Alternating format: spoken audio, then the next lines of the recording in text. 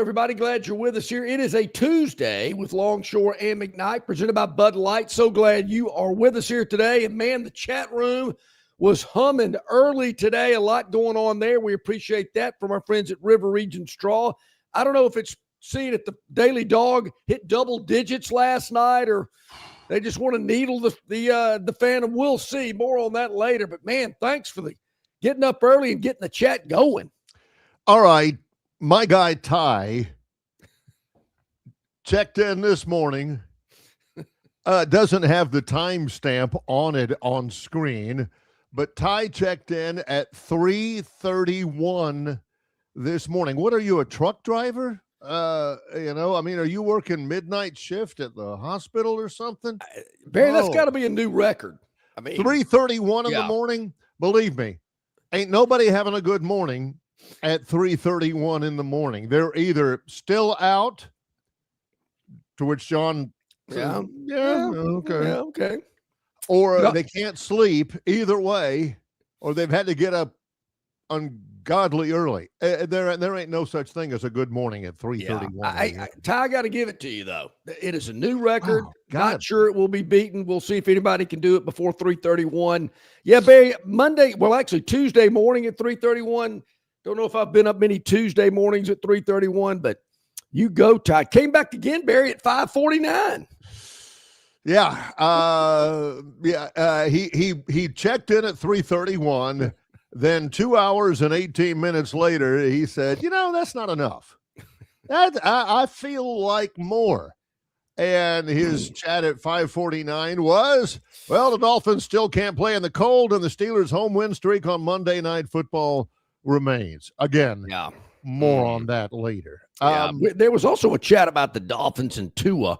We'll get to that later too. He did not play well last night. The whole team did not. And Dennis Mitchell, look at you at 6:05 with a score pick for tonight's bowl game. There is a bowl game tonight, Barry. Yeah, hence the power tee this morning. Yeah.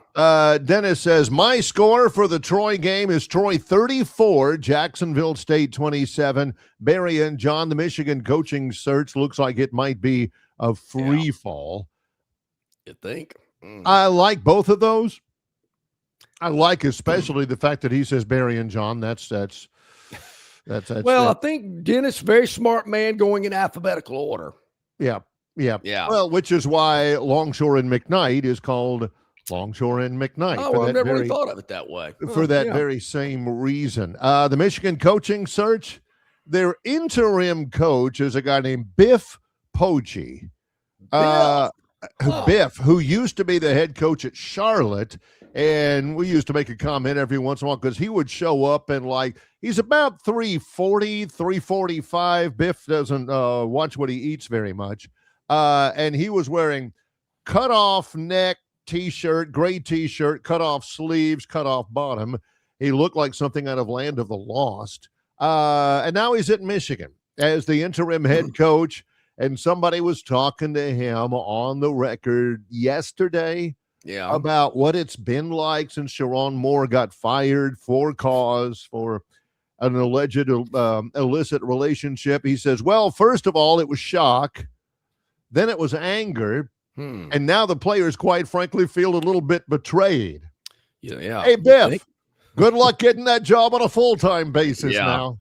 Hey, at least he's go honest. ahead and scratch the name Biff Poggi off of your bingo card, if indeed you ever had him on there in the first place. The only other Biff I knew, Barry, was Biff Tanner of the Back to the Future fame. Yep. You don't know, most people named Biff don't go, would you say 240 or 340? 340. Yeah. Not a name for a guy named 340. He's Bubba. I'm telling you, Biff makes Charlie Weiss look like Terry Bowden. I'm not kidding. Good gracious. Yeah. That's a good one. So, not looking good there, Dennis. I'm not sure who they're going to end up hiring. It's a mess up there. Yesterday, I was at Crampton Bowl for a large part of the afternoon. Troy had a final walkthrough. Yeah. At the game, before the game tonight.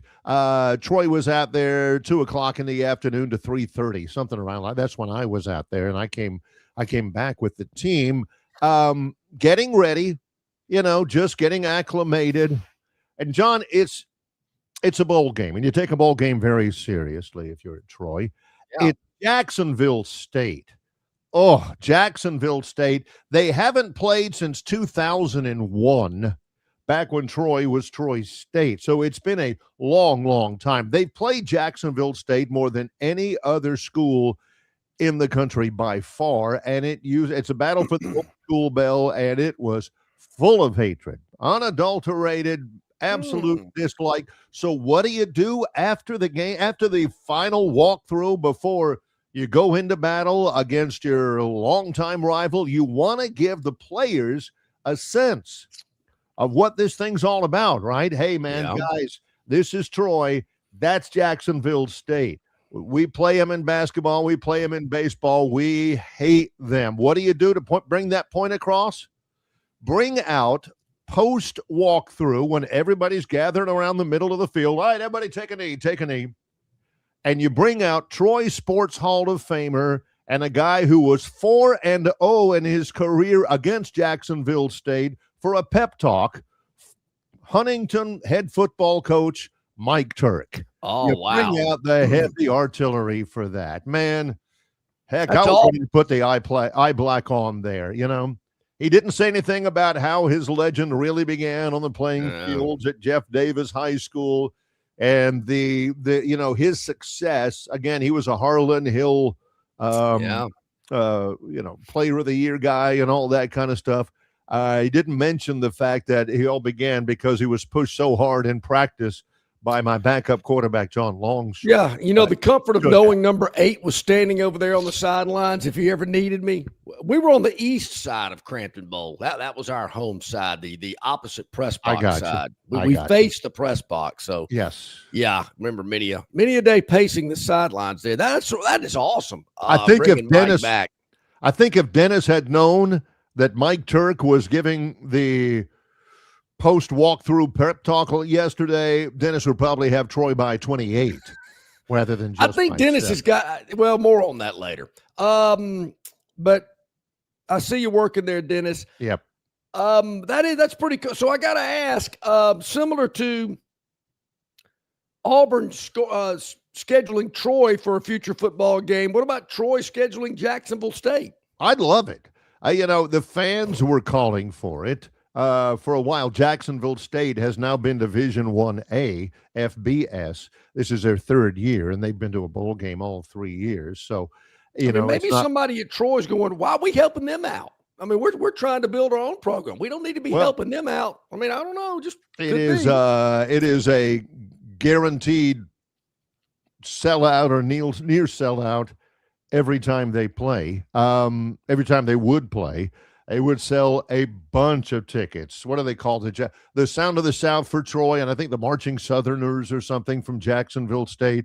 2 really good band programs. It's going to be great at halftime. I'm looking forward to it. Starts at 8 tonight. We'll have the radio broadcast beginning at 6. If you want to check it out on television, I get it, kind of. You can check out our guy, Tom Luganbill, with Matt Berry on the ESPN call tonight from Montgomery. Yes. Really, really looking forward to that one. Troy and Jacksonville State have both played 13 games so far, and this is the finale tonight. That is awesome. Going to be a big game. And, of course, maybe a little chilly, but, hey, you can handle it. No big deal. It's not as cold as it was in Pittsburgh last night. And just look at how many people were at that game. So, certainly, looking for a big crowd and 2 in-state teams going at it with a lot of history. All right, we've already made 3 kind of offhand references. Yeah. Pittsburgh beat the Dolphins last night. Yeah, they did. In freezing temperatures. Dolphins are just about done. They're done in the playoffs. They ain't making it. Steelers win it by double digits. And at 8-6, the Steelers are 8-6. They're in control of the AFC North race. Here's the hint. AFC North stinks. So that's pretty much sports. Troy in town yesterday. Troy's been in town since, I think, Friday. Jacksonville State is in town. Had the big luncheon yesterday. Their Legends Luncheon at the Renaissance. Former UAB and Jacksonville State coach Bill Clark is the Salute to Veterans Bowl legend who spoke yesterday. Former guest with, of course, Longshore McKnight in the past. Hope to get him again sometime soon. Yep. Yeah, we'll get into a little deeper on that Monday night game. Oh, in a little more than an hour, if we have to. I guess, Barry, it's an extremely light card tonight, which might be good for Troy, because believe it or not, there is only one NBA game tonight.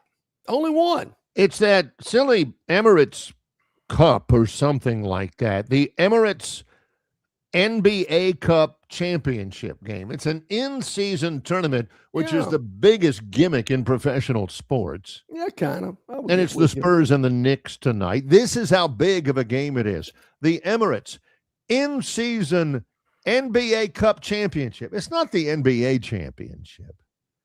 That's coming up in about 9 months, I think. Yeah, it's kind of like a Christmas tournament, It is. in high school basketball and stuff. This is how big it is. The Spurs and the Knicks tonight on Amazon Prime. And then you got Troy and Jacksonville State, the only football game tonight. I don't know what's coming on prior to the Troy-Jacksonville State game. I do. This is what ticks me off, John. They've got some sort of an ESPN-produced bowl extravaganza deal going on for a couple of hours where they're going to, studio hosts, studio experts, glitz, glamour, all that, talk about all the different bowl games and the college football playoff and all that kind of stuff for 2 hours, which I'm okay with. That's fine. But you can put that anywhere. Why do you put that at whatever it is, 6 o'clock, and make the first bowl game of the season, of the bowl season, really, start at 8? Yeah, I don't understand that either. 6 o'clock on the West Coast, and maybe that's they're trying to get that West Coast audience. Who knows? Yeah. But how in the world are they going to talk about all these bowl games for, what'd you say, 2 hours? Breaking down Kennesaw State and Washington, or Western Michigan, Washington State, Utah State, Western Kentucky, and Southern Miss. Woo, you got to get it in today so you can give yourself the opportunity to give your opinions on the 68 Ventures Bowl between Louisiana and Delaware. How about this? How about the day after Christmas? Central Michigan and Northwestern, New Mexico and Minnesota, Florida International, and UTSA. Do we really need those? Really? Do we really need those games? I mean, I'm not saying I could do without them, but yeah, I kind of am saying I could do without them. Which is a cautionary instructional tale, because a week from today, you've got 3 games: the Boca Raton Bowl, the New Orleans Bowl, as John has already pointed out, that's Western Kentucky and Southern Miss, and the Frisco Bowl, and they're all on ESPN. They're back to back to back. 1 o'clock, 4:30, and 8 on Tuesday, December 23rd. You have 3 bowl games on a Tuesday to celebrate the birth of John Longshore. Well, true. And he doesn't give 2 toots about those games. So don't these knock games, yourself out for his behalf. These games are terrible. I mean, come on. The 23rd of December should have much better bowl games than a 1 o'clock kick, Toledo and Louisville, followed by Western Kentucky and Southern Miss. Yeah. So it's a tough one, but this Friday we've got a slate of games that, one game in particular that I know people here are very excited about, Alabama and Oklahoma, really the only game in town, unless you want to count Memphis and NC State, Kennesaw State, and that's the lead-in, Barry. I believe Kennesaw and Western Michigan, followed by Memphis and NC State, then the Bama game. You're telling me that Kennesaw State and Western Michigan are kicking off at 10 o'clock in the morning? Am I reading this correctly? That is true. Oh. That is true. You've got the Myrtle Beach Bowl, then the Gasparilla Bowl, And then the first round college football playoff game from Norman between Alabama and Oklahoma with Fowler and Herbstreit. You know what that's for? And that's probably smart, John. I mean, you've been a program director before. Yeah. You just never got acknowledged for it or paid for it. But, you've got people that, are not well versed in the times. You got people, hey, what time's the so-and-so game? Well, look it up, man. That kind of a thing. People are saying, hey, I know Alabama plays Oklahoma tonight. I'm just not sure when. And you go check ESPN. Well, they're not on now. But they do have a football game on now. Who is this? Memphis and North Carolina? I may watch it. That's what the attraction is. People who are waiting for the Alabama game who have no clue about when they started. They're saying, hey, are the Tide playing now? What about the Sooners? No, they got something else going on in Tampa. What is this? Let's just watch this for a while. Boom. Yeah. You've got instant viewers. Well, I will say that ESPN, ABC, they have really started promoting the college football playoff in heavy rotation, because I saw a lot of those ads and mentions yesterday as I was scanning around watching Monday Night Football. They're promoting the Alabama-Oklahoma game as the first round of the college football playoff on ESPN. So they're certainly hammering that point home quite a bit. Not so much for these other bowl games that start at 10 in the morning or 1:30 in the afternoon or whenever they may be on a weekday. Well, Bob from Pike Road has made some picks for the first round of the college football playoff. We'll share those with you. Also got some insight about what he thinks needs to happen for Bama on Friday night in Norman. At the bottom of this hour, Brian Matthews, auburnsports.com, will join us as he does on Tuesdays. Travis Ryer on YouTube to kick off hour number 2. We're underway on the Tuesday show. It's Longshore and McKnight in association with Yellowhammer News, presented by Bud Light. Phoenix Physical Therapy is ready to help patients recover, recharge, and rise. They develop a customized therapy plan for each patient to get them back to enjoying their favorite activities. Their experienced team is committed to providing exceptional care in a professional environment.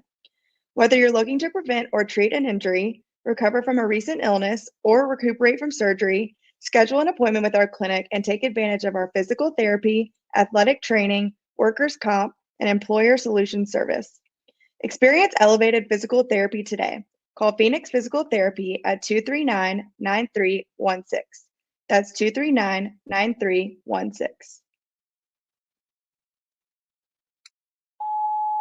Hey, bro, weirdest thing is happening at the game. This guy sitting next to me says, "You're our good luck charm." Every time I crack a Bud Light, we score a touchdown. Now his entire family wants to buy me Bud Lights.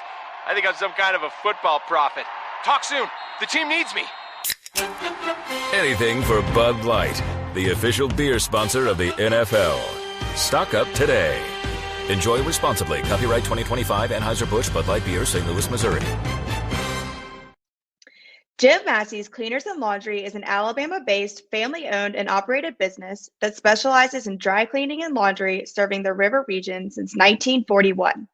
There are 12 convenient locations across the river region. Find one close to you or call 481-1911 for free pickup and delivery. For 83 years, Central Alabama has trusted Jim Massey's Cleaners and Laundry. You should too.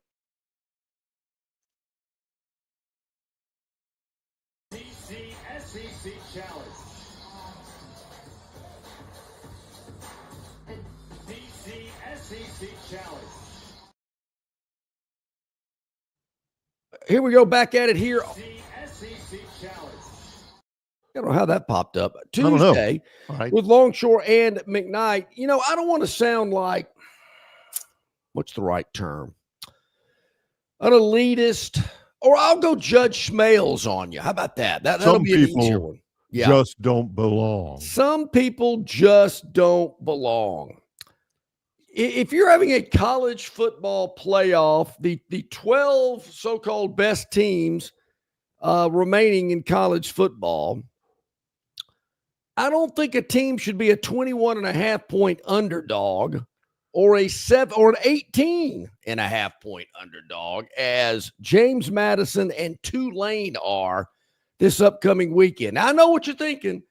Oh, well, why not? I mean, they said they got in. Nick Saban, what was it a couple of years ago? We'd be a favorite against all these teams.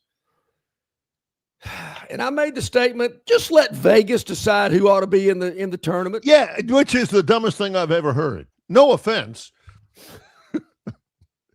Let's get Vegas. Okay, yeah. Vegas, we'll give you all the teams, and you tell us, you run your numbers and tell us which games would be the closest spreads out there. I don't care what the records are, strength of schedule, all that. Bear in mind, John's talking about the spreads and who's favored by how much.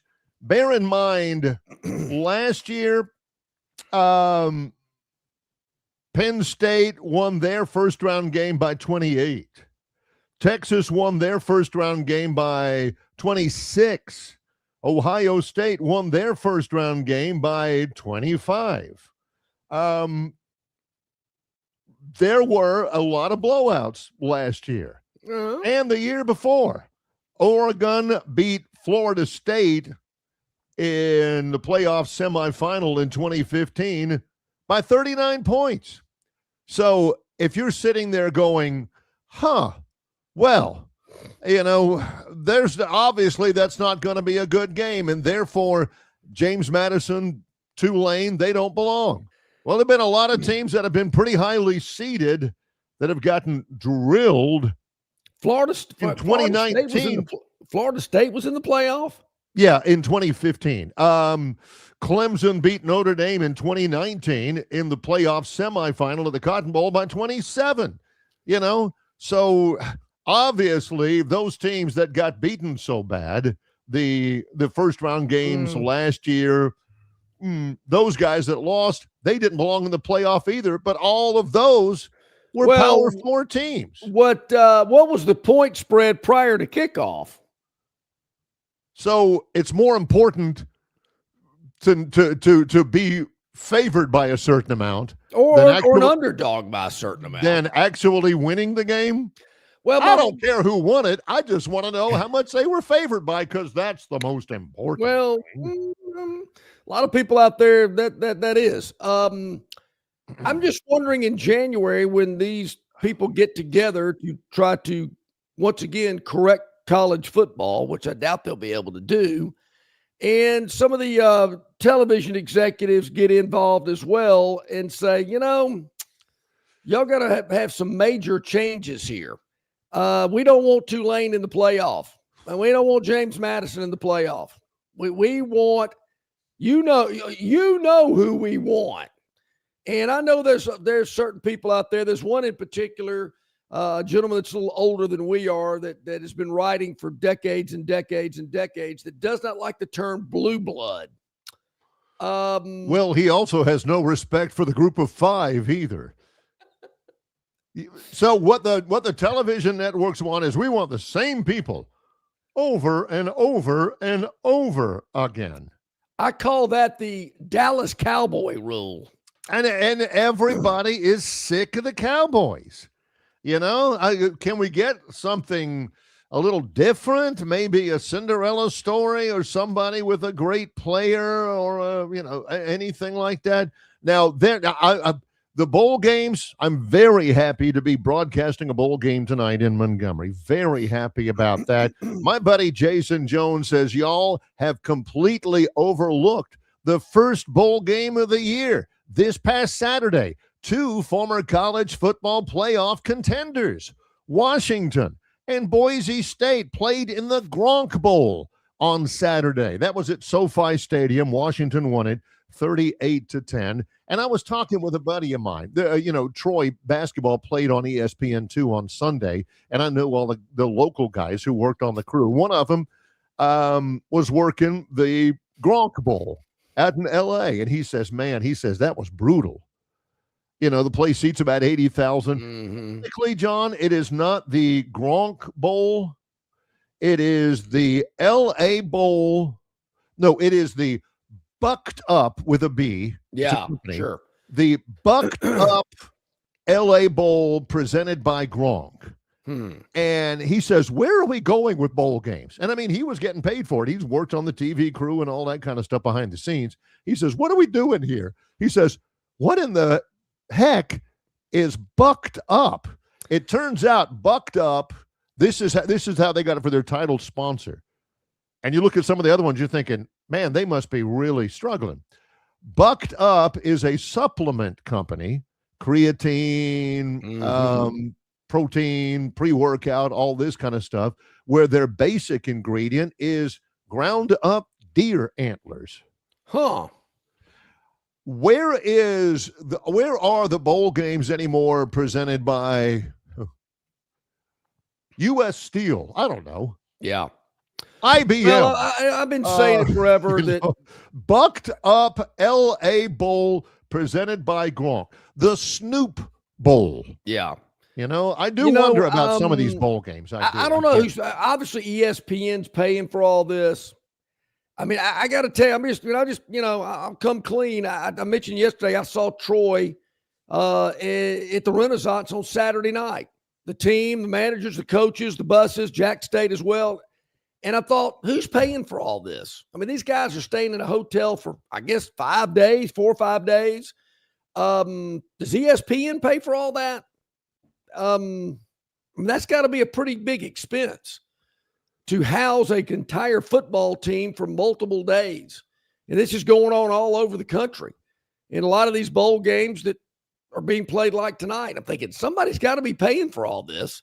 I know a lot of these meals and these banquets and whatnot maybe donated to some degree, but that's a pretty big expense right there to move your whole operation to another town for 4 or 5 days. I do know that they are very, very pleased with the ticket sales for the Montgomery Bowl. A lot of Troy people coming. It's just up the road, and Troy people all over the river region. Jacksonville State getting to play Troy for the first time in 25 years or so. That is not all of it.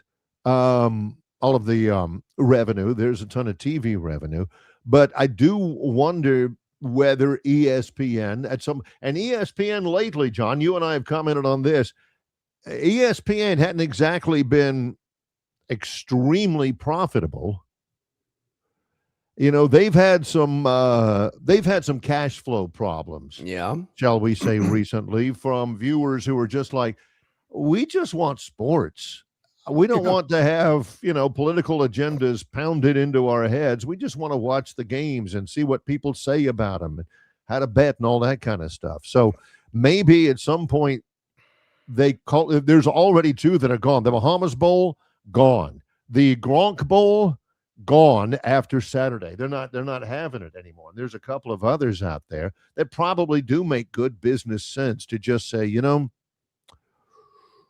we I think it's a little oversaturated. I mean, there again, I've talked about it. When we were growing up, there were like 10 bowl games, and it was a big deal to go to a bowl game.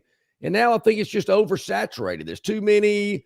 Unless you're really a fan of those schools, are you really or you're betting on it?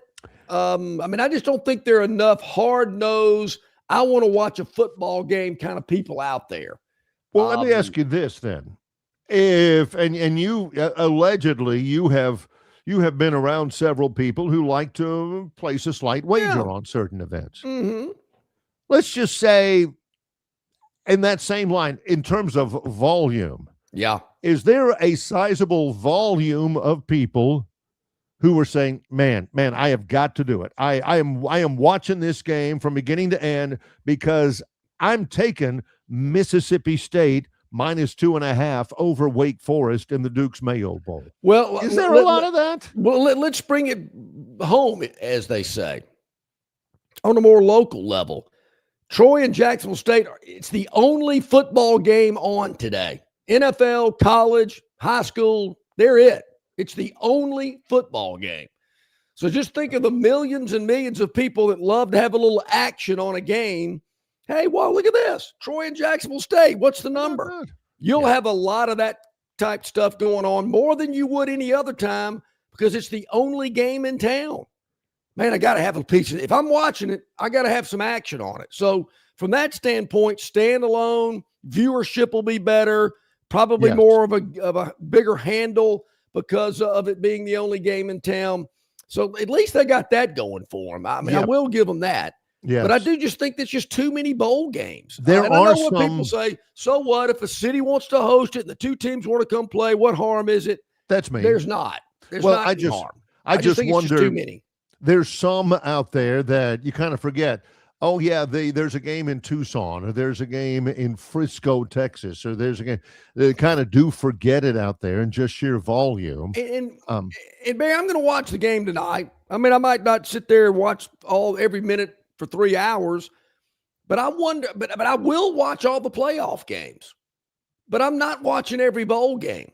Until Jason brought that up, I forgot there was a game Saturday. I didn't watch a minute of it. And there's a lot of conversation. You and I have talked about that before, that some of the bowl games are going to be hurting because of just an absolute emphasis, total emphasis. I'm not going to say overemphasis, but a total emphasis on the college football playoff games. When we come back, Brian Matthews, auburnsports.com, after a week's break, will be on with us. Longshore and McKnight, in association with Yellowhammer News, presented by Bud Light.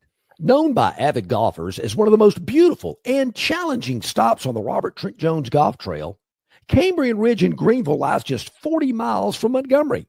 It is well worth the ride for any golfer looking for 27 holes of jaw-dropping golf. The greens have been redesigned to accommodate the higher green speeds associated with their installation of the latest generation of ultra-dwarf Bermuda grass. Cambrian Ridge offers a fully stocked pro shop with all the latest equipment and apparel. Great food and beverages in the clubhouse can be enjoyed both before and after your round. Get your group together and hit the trail. Go to rtjgolf.com/Cambrian Ridge for tee times and more information.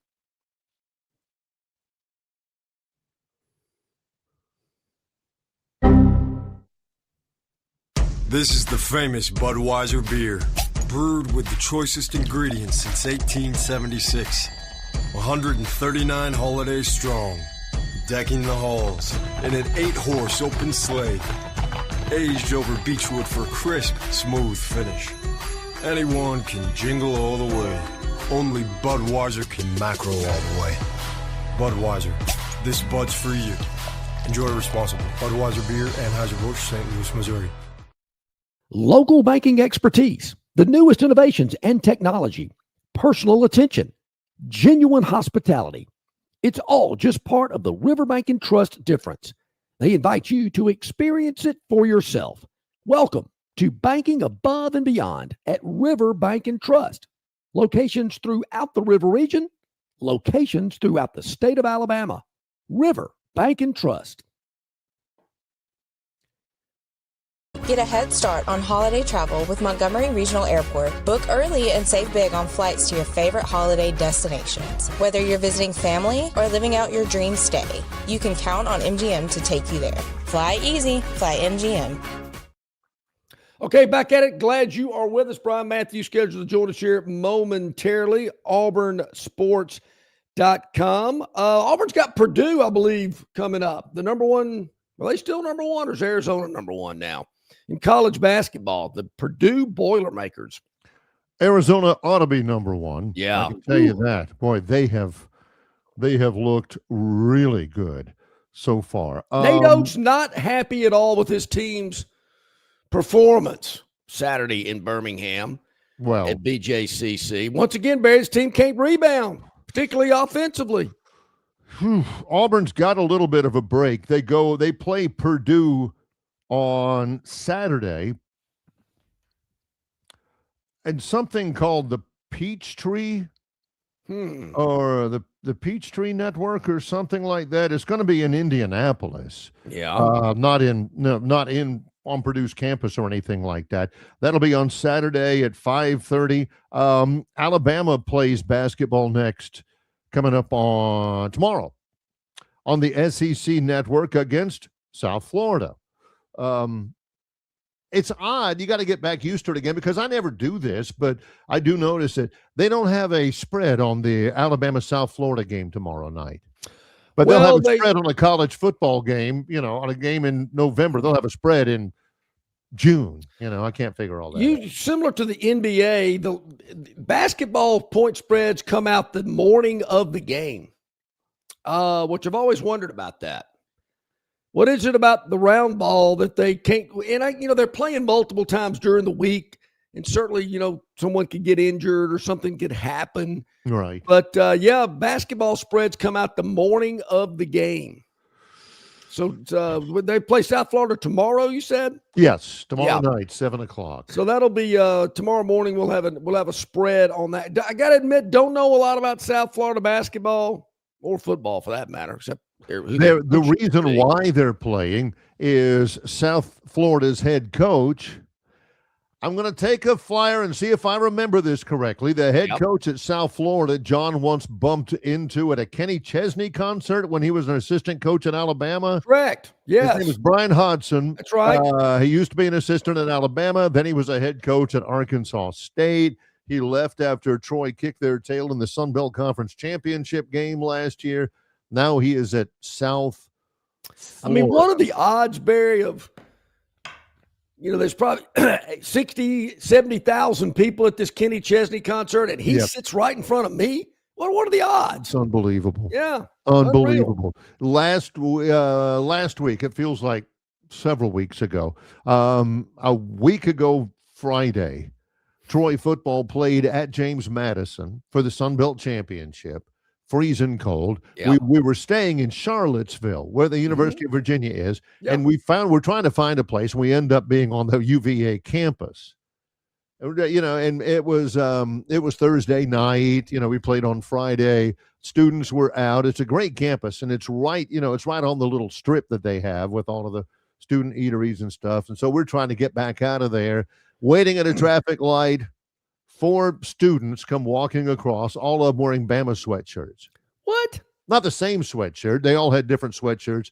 One of them said Bama across the front. One of them had that elephant with this block A, and another one had something else. And everything. I looked at my buddies in the car from our radio class. What was the reaction to the people in the car with you? Was there a moment of pause? Then and then you looked at each other and goes, "What is this? What the heck?" Now, I don't see that happen very often. I do see a lot of Auburn people here. They're everywhere. John can sense them before he actually sees them. So it's like a radar. Yeah, particularly at airports and places like that. I go, no, I'm telling you, it happens every time. It's like John Wayne in those scenes where he's piloting a fighter pilot in the Flying Leathernecks or something like that. Bogey at 11 o'clock. And everybody, John says, Aub at 3 o'clock. There he is. How did he know that? Yeah. It's uncanny. And I got to give them credit. They represent, they wear the gear all over the place. And this just isn't in the U.S. I've seen Auburn people outside the border.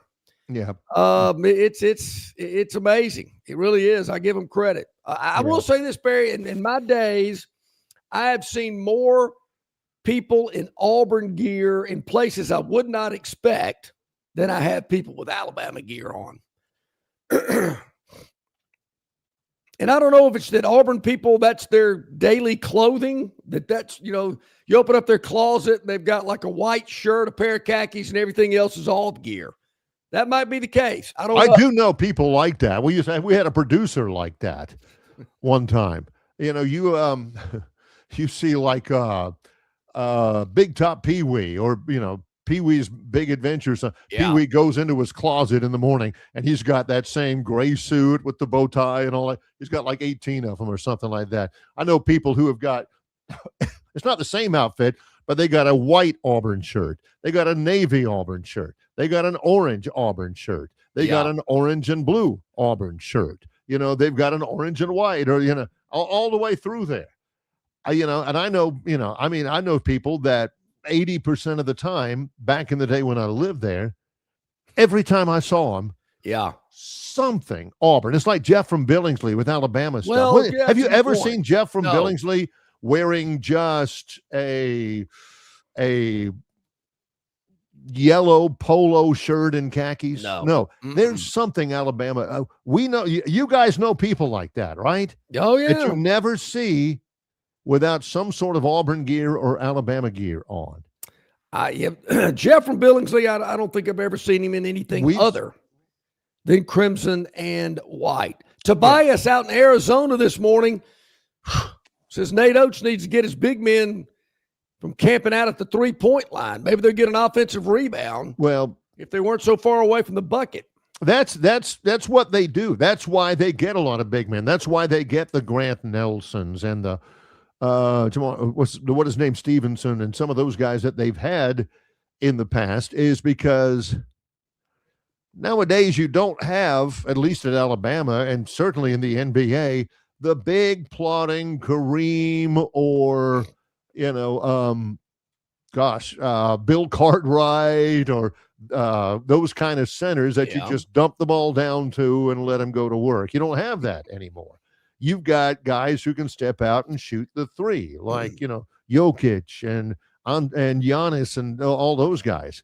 That's what everybody wants to be. When you're 6'10" and you're in college anymore, you want to be Larry Bird. You don't want to be Kevin McHale. No. You want to be able to step out and shoot the three and show your entire floor game. If Nate Oates didn't have big men camped out on the three-point line, guess what? Alabama wouldn't have very many good big men. Yeah, probably that's not. All they want to do anymore. Brian Matthews going to join us here momentarily. Running just a tad behind. Just text me. He's on his way. So we'll certainly be looking forward to Brian's visit here with us today. Our buddy David, he says, no matter where I go in America, if I wear a Bama shirt, I get Roll Tide from someone before the day is over, from Florida to California to Maine. I don't find that hard to believe at all, David. Not at all. Even people who are not Bama fans or have never been to the state of Alabama, much less Tuscaloosa, or don't know the first thing about the University of Alabama. Yeah. They see something that says Alabama or something. They're like, hey, Roll Tide. Because they know that's what they're supposed to say. And I'm with you there, David. My point is I just don't see as many of them as I see Auburn. I agree. Gear. I see much more Auburn gear out and about than I do see Bama gear. And I don't know. I mean, yeah, it's just an observation. It's just one of those things. But, Barry gives me this little sheepish grin because I do it. I will admit it. I do it. If I see somebody decked out in their Auburn gear outside, in the Vegas airport or, walking down the street in Lower Manhattan, I'm going to give them the War Eagle. Yeah. Hey, War Eagle. And I'll do that when I'm at the airport somewhere or at a hotel and I see someone with a Bama shirt on. I'll say, hey, Roll Tide, as I'm tipping them or, telling them they missed a spot or something like that. So, I feel the same way. Yeah. I mean, the time I saw Charles Barkley walking out of that was the worst. Dry cleaners. Yeah, the worst. Heck yeah. And he didn't know any better. He said, hey, War Eagle. He said that to John. Yeah. That he didn't know not right to there do that. Off 5th Avenue on 55th. He was walking out of a cleaners there right across the street. Went, okay. Chuck, good deal. All right, Brian Matthews, AuburnSports.com, joining us as he does each and every Tuesday. Brian, hope you're doing well. Good morning. Good morning, guys. Doing pretty good, hanging in there. Have you seen, have you seen what we're talking about just randomly about in your travels and all that kind of stuff? Just seen random, you never would have thought you'd see an Auburn fan or an Alabama fan there sighting for you, Brian? Oh, yeah. Airports, you just never know when you're going to run into a fellow Auburn fan, usually out and about wearing Auburn gear too. I think that's something that they like to do loud and proud, so to speak. So, yeah, definitely. Yeah. All right. The appraisal of the first couple of weeks of the Alex Golesh era, not necessarily the public the public relations or anything like that, but the actual work being done. Brian, what do you think? Yeah, I don't think he's doing much public relations. I think he's a nose to the grindstone type. I just think he's been hitting the ground running as far as preparing for the transfer portal, which opens up here in about 2 weeks or so, a little bit less, and getting his staff together and maybe going through the roster and making sure that everybody knows exactly where they're going to stand with him and this new staff. So I think they've just been at it.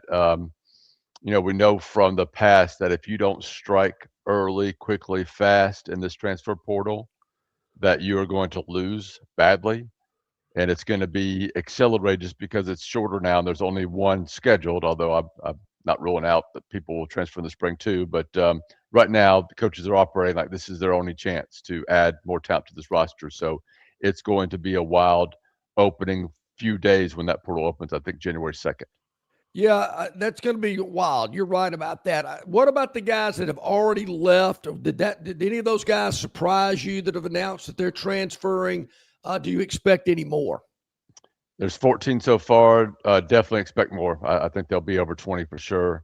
No big surprises. I think the name that Auburn would have thought to keep, the most would be Malcolm Simmons, but we kind of expected he was ready to move on. So that's just the way it goes with the portal. You're always going to lose a few in there that maybe you wanted to hang on to. But I think the rest, for whatever reasons, a lot of them have not played a lot other than Malcolm Simmons.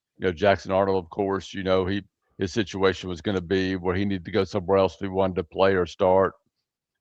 Some of these offensive linemen, DeAndre Carter, Faber Redwin, Seth Wilford, really haven't played in the last couple of years. So that's what it mostly has been. Antonio Coleman is a freshman defensive lineman. He probably wasn't going to play and probably needs to go somewhere where he has a chance to maybe to develop off the field a little bit more. And then Perry Thompson's another one that, you saw some potential from for sure, but I don't think Auburn can afford to pay him like a number one or number two receiver when they're not getting those type of results. Surprised about Horatio Fields?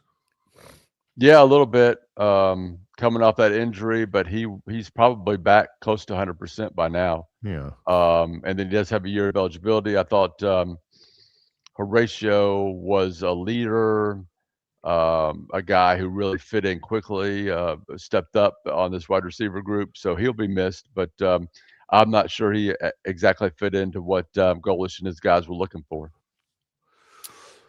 So when the portal does open in the first of the year, obviously not individual names, but what about position groups? What do you think they're looking for? Well, the tight end room is going to have to be entirely rebuilt, in my opinion, top to bottom. So that'll be a priority, even though that's not the top priority. That's going to be quarterback, I think. And the Brown kid from USF, who threw for over 3,000 yards, rushed for over 1,000 yards. Assuming he gets in the portal, which we think he will, I think that'll be a top target there. So, and then we'll see how that affects the other guys currently here, Ashton Daniels, Deuce Knight, those guys. So that'll be interesting to see if they need to go out and get one quarterback or two in the portal or more. We'll see. The other position I think that'll be really high will be the receiver position now. They'd like to keep Cam Coleman. They're trying to keep Eric Singleton from going somewhere else and are going to the NFL. So that's one we're watching closely too. They need a couple running backs, and they definitely need at least a couple of starters on the offensive line, maybe more depth pieces there too. That's another area that I think is just not as good as it needs to be from a talent standpoint and production standpoint. So I think that'll be a big area. Other side of the ball is much more in a much better position. I just think they're going to look for, help at edge, depth, maybe a starter there, and then depth or maybe a starter or two along the defensive line. But I don't think that's quite as big as a need as some other areas. See, that's difficult when you're talking about looking for somebody to add depth, because that's a hard selling point, Brian. That's one of the reasons why I never really could figure out why Ashton Daniels transferred to Auburn. Ended up working out for him because he played a lot late, but it's hard to sell somebody on an opportunity saying, look, we just need somebody to get a few snaps and give our starters a breather now and again. I always wonder what's in it for them sometimes. Yeah. Well, I think it's gotten easier to do that now, and that's because of NIL. You can take, and I'll give some examples from this last year's roster. You can go get a guy like James Ash from Florida A&M, Jay Hardy, Liberty, who was the other big old lineman they brought in? I'm trying to remember. Dallas Walker from Western Kentucky. And of course, Dallas played a little bit more than those other guys, but they're able to pay them, significantly more or a lot more than they were making at that previous school. And they're coming in knowing that they're probably not going to be starters necessarily, but they want them as rotation pieces. So I think it gets a little bit easier in this when you have the ability to revenue share and NIL with some of these guys. It's interesting when you talk about Byron Brown, the quarterback from South Florida, and I understand the attraction. He knows the system. He's been really, really productive in that system under Alex Golish at South Florida. But, you risk, he's got 1 year of eligibility. You risk, a guy like Deuce Knight's future to get 1 year of good quarterback play, something that Auburn really hasn't had since Bo Nix left. Yes, that is very true. Maybe I should say standard quarterback play, average quarterback play, something that they haven't had. I agree. If you look at the last, I guess it's 3 or 4 straight Heisman winners, they've all been transfers. Yeah. So I just think at the quarterback position, unless you're at the top of the college football world right now, and you can afford to, sign a 5-star every year and they stick around, it's going to be a position that's going to be in flux a lot. It just is. I think recruited guys don't want to stick around for a couple of years and be backups. And if your guy doesn't work out, you need to go out and get a guy right away and win, because there's more pressure to win right away too. So I just think there's just a lot of pressure on that position, and there's just going to continue to be a ton of movement there. So I think this staff feels like they got to come in and win right away. Not, win a national championship, but you know what I'm saying? Win. Yeah. Stop losing. Stop going 5-7. So I think they're going to pursue that. I think they're going to pursue Byron Brown really, really heavily if he gets in the portal, which I think he will. How realistic is it next year, Brian? The SEC released the schedules for 2026, the 9-game conference schedule, and the first thing that stuck out to me was at Tennessee, at Georgia, at Ole Miss, at State, and at Alabama. Yeah. October looks like a breeze to me, John. At Tennessee, at Georgia, LSU, at Ole Miss. I mean, piece of cake. Yeah, that month of October, that's a tough one. I'm already teeing up my smart aleck shots for your show during next October. I always thought those were top of your head, Brian. I didn't know they that are. you think about ahead of time. Yeah, that is tough. Speaking of future schedules, Auburn had an announcement, a spate of games coming up. A lot of it, of course, because of the new 9-game SEC schedule. North Alabama, Jacksonville State, West Georgia, and the Troy Trojans in 2031. Were you surprised at all about? Does it make sense to you to get Troy in to Jordan-Hare Stadium in 5 years? This is a long tradition of Auburn playing in state schools. I think this is the first time they played Troy. Is that right? Correct. Yes. So I think it's great. Love it. Alabama should be doing this, John. Yeah. It should be keeping that money in the state of Alabama, 100%. This is where me and John disagree, right? One of the few places, one of the few instances. Yeah. So I think it's great for Auburn. I think it's great for Troy. Certainly. Should be a lot of fun. It just adds a little bit extra to these, non-conference games that don't necessarily. Auburn recently, of course, can lose these games, but doesn't necessarily generate a lot of excitement, among like an Auburn Georgia or Auburn Bama game would be. Brian, when the next morning we got on the air, and I said, Barry, I'm going to go Tommy Tuberville on you. He was scheduled to play Florida State for his first game. Never happened. I'm not sure this one's going to happen either. We'll wait and see. Yeah, he's going Appalachian State on me. I had forgotten all about that. Yeah, that's just because he didn't want to get his butt beat in game 1 at Auburn. So if there's something even remotely a bad look for Auburn, Some people never forget. Some people bring it You up. know, when Brian was talking about a quarterback, Bear, I said, does Blinn Junior College have anybody coming up the pipeline? That's a good question. It's worth checking out. Yeah, it's worth doing a Google search at least. What about Alex Golish and what he has done with his staff around him? Any high points or surprises or comments about any of those guys, Brian? He definitely rolled with a lot of his guys from USF, and a lot of those guys have been with him before that too. So that stands out to me. I think it was important that he got Joel Gordon, his offensive coordinator, quarterback coach, and he got the Hayden Kingston, his other. I think he called them his quarterback gurus. I think he's really, really high on those two coaches as future, coordinators and head coaches. I think eventually. I think it's interesting that Tyler Hudnick, the new offensive line coach, played for UCF in the Peach Bowl, I guess it was 8 years ago, and beat Auburn. I think I got that right. That's crazy to think about.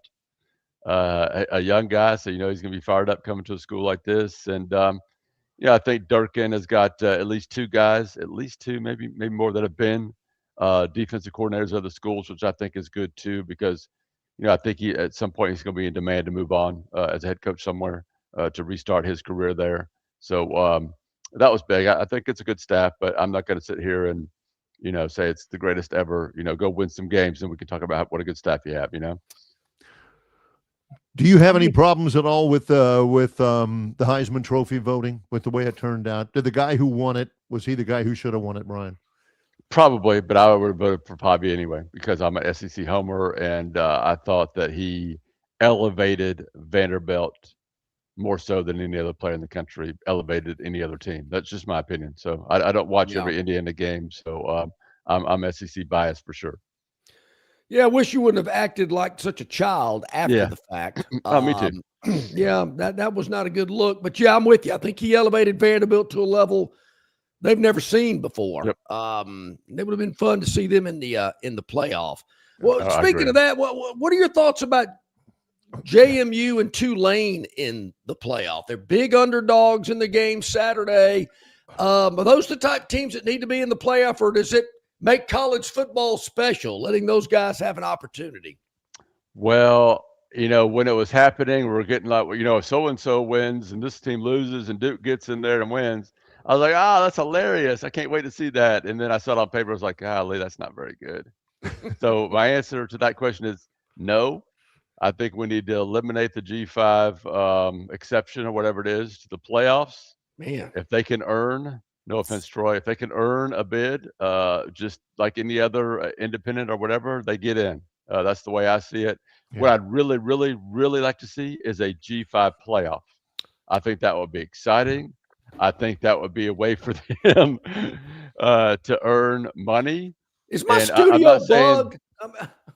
And earn a championship. And also, we don't need to cut them out of the money, right? I think they're making around $100 million or so right now for the playoff. They need their money. Let's keep them making their money as we develop this G5 playoff, see if it takes off, and then maybe it could be a little bit more independent. But I'm off for more opportunities. 16 teams in the playoffs, G5 playoff, you name it. I'm all beautiful. For it. Barry, for the record, Brian and I did not talk prior to this interview, but that's what I was about to ask. I'm suspicious. So we need to go back to talking about in-state non-conference. Yeah, let's go back to do that. Yeah, to end this thing on a positive note. Brian, we will end it on a positive note. A lot of things going on, obviously. Basketball back in action this weekend. You guys cover it all in a very, very, very important time for Auburn athletics. How can people subscribe to auburnsports.com? Yes, and they also got a new commitment from a dude named Bear that was going to Michigan. So I think that's pretty cool. Yeah. There you go. But check us out, auburnsports.com. You can sign up right there online. We got message boards that are hopping. We got tons of coverage of this transfer portal. Already a lot of big moves there, basketball, football, staffing, all that, and more at auburnsports.com. Follow me on Twitter /X at BMattAU. Always a pleasure. Thank you, Brian. Y'all take care. See you. You too, buddy. See you next week. Brian Matthews, auburnsports.com, joining us as he does on Tuesdays. Really appreciate his time. And, man, I'd say 98% of his comments were spot on. Man. Awesome. I just don't understand why people think it's beneficial to have a G5 playoff. How much time we got before the next break? What's beneficial? I mean, and here's the other thing. JMU and Tulane, they didn't get some sort of special inclusion. They were the champions of leagues that were higher rated than the champion of the ACC. That's not cutting them a break or patting them on the head and getting them in the back door or anything like that. Those are the champions of leagues that were higher rated than one of the Power 4 leagues out there. That's the way everybody agreed to do it. Yeah, well, there again, the 12 best teams based on the eye test, Miami would have been in the playoffs from the ACC. Probably not this. There again, this committee seems to change the rules every year, and they'll change them again next year. Yeah, I think so. But to me, quickly, I think the G5 gets a lot more exposure, a lot more engagement for fan bases, conferences around the country, have a playoff system. I don't need to see Kennesaw State playing. I don't even know who they're playing. I've already forgotten. See, you overextended yourself there a little bit. You bring up Kennesaw State and then who they playing? Western Michigan in Myrtle Beach. Come on. Jeez. Oh, well, it's coming up in just a moment. Travis Reier on YouTube. It's Longshore and McKnight in association with Yellowhammer News, presented by Bud Light. Located just 8 miles north of Alabama's state capital, Capitol Hill features 3 18-hole championship courses. With more than 1,500 acres of golf and nature, the pure magnitude of this facility is amazing and allows each course to be drastically different from the others. Capitol Hill also features an innovative 360-degree driving range, 400 yards in diameter. Capitol Hill offers a fully stocked pro shop with the latest equipment and apparel. Great food and beverages in the clubhouse can be enjoyed both before and after your round. Get your group together and hit the trail. Go to rtjgolf.com/Capitol Hill for tee times and more information. The dreams that matter most happen while we're awake, because they're the ones that remind us of the places we want to go, of the ideas we plan to pursue, of the legacies we hope to leave.